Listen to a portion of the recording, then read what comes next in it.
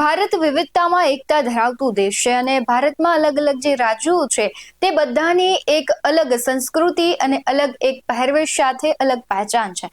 પરંતુ છેલ્લા કેટલાય સમયથી ભારતના બે મુખ્ય રાજ્યો ગુજરાત અને મહારાષ્ટ્ર ભાષા વિવાદોને લઈને સતત ચર્ચામાં આવ્યા છે, ત્યારે આજે તેની જ વાત કરવી છે. નમસ્કાર, BS9 TV ન્યૂઝમાં આપની સાથે હું ભૂપતિ વિશાવડિયા. મહારાષ્ટ્ર નવનિર્માણ સેનાના પ્રમુખ રાજ ઠાકરે દ્વારા સરદાર વલ્લભભાઈ પટેલ અને મોરારજી દેસાઈ વિરુદ્ધ કરવામાં આવેલી વિવાદાસ્પદ ટિપ્પણીઓ નિવેદનને લઈને ગુજરાતમાં ભારે રોષ જાગ્યો છે. સરદાર પટેલના અપમાનને લઈને પાટીદાર સમાજના યુવા નેતા અલ્પેશ કથિરિયા છે તે મેદાને આવ્યા છે. તેમનું કહેવું છે કે આ મરાઠી માણસ ઊભું કરી ગુજરાતીઓને ટાર્ગેટ કરી ગુજરાતના મહાનુભાવોનું અપમાન કરવાનો એક પ્રયાસ છે. એ ક્યારેય સહન નહીં થાય ને આ મામલે રાજ ઠાકરેએ માફી માંગવી જોઈએ.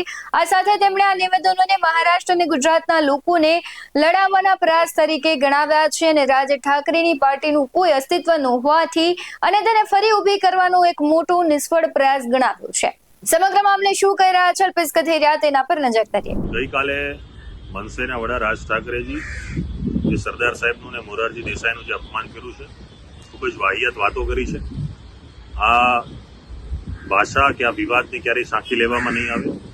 સમગ્ર ભારતને એક કરવામાં જેણે પોતાનું જીવન સમર્પિત કર્યું છે, એવા સરદાર સાહેબને અપમાન કરવું એટલે કે આ રાષ્ટ્રનું અપમાન છે, આ ભૂમિનું અપમાન છે, આ ભારત માતાનું અપમાન છે. અપમાન ક્યારેય સાંખી ન લેવાય. એક ગુજરાતના નાગરિક તરીકે નહીં પણ ભારતના નાગરિક તરીકે મારી વિનંતી છે કે આ નિવેદન બદલ દિલગીરી થઈને તત્કાલ ધોરણે એની માફી માંગવી જોઈએ. આવા નિવેદનોના કારણે બે ભાષાના, બે પ્રાંતને, બે લોકોને સામસામે કરીને પોતાની રાજનીતિ ચમકાવી ન જોઈએ. જે પણ ભાષાનો મુદ્દો છે એ ભાષાના સ્થાને હોઈ શકે છે, પરંતુ એ મુદ્દાને છોડીને તમે જ્યારે ગુજરાતના વ્યક્તિને, સરદાર સાહેબને, મોરારજી દેસાઈને ટાર્ગેટ કરી રહ્યા છો, બિલકુલ સાંખી લેવામાં નહીં આવે. આની માફી માંગી અને આ મુદ્દાને અહીંયા પૂર્ણ કરવો જોઈએ. હાલ સમગ્ર મામલો છે સુરત સહિતના ગુજરાતમાં રાજકીય ગરમાવો પેદા કરી રહ્યો છે, જેમાં ગુજરાતી સન્માન અને રાષ્ટ્રીય મહાનુભાવોના અપમાનનો મુદ્દો કેન્દ્ર સ્થાને છે.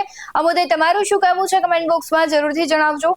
આવા જ વધુ અહેવાલો સાથે ફરી મળતા રહીશું. તમે અમારી YouTube ચેનલને સબસ્ક્રાઇબ કરવાનું, અમને Facebook અને Instagram પર ફોલો કરવાનું ભૂલશો નહીં. બાકી અમને અપડેટ્સ મેળવવા માટે આપ જોતા રહો BS9 TV ન્યૂઝ. નમસ્કાર.